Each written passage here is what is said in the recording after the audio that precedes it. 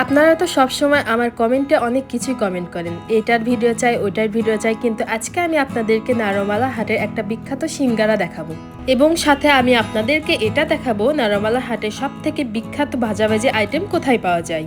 ইতিমধ্যে আপনারা তো আমার ভিডিওতে দেখতেই পাচ্ছেন সামনে কত কিছু ভাজাভাজি আইটেম, যেমন ধরুন পেঁয়াজি, জিলাপি, নিমকি, আরো অনেক কিছু।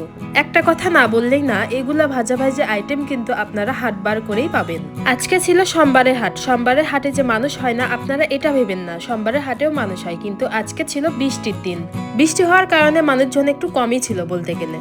আপনারা আমার সামনে যে গলিটি দেখতে পাচ্ছেন, এখানে এই ভাজাভাজি আইটেমগুলো বিক্রি হয়। ভিডিওতে আপনারা যে ডিমের দোকান দেখতে পাচ্ছেন, এই ডিমের দোকানে আপনারা পাইকারি দামে ডিম পেয়ে যাবেন।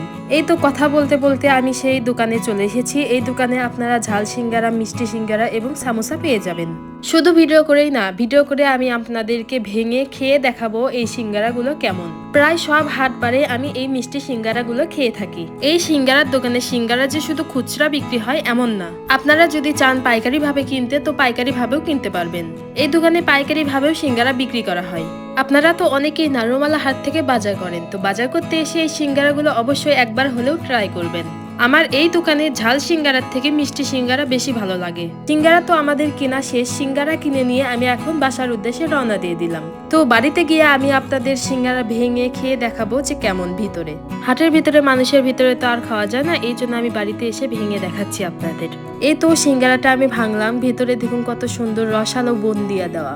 সিঙ্গারা হয়তো আপনাদের দেখেই খেতে মন যাবে। তো আজকের ভিডিওটা আপনাদের কেমন লাগলো অবশ্যই কমেন্ট করে বলবেন। লাইক, কমেন্ট, শেয়ার করতে ভুলবেন না। আল্লাহ হাফেজ সবাইকে।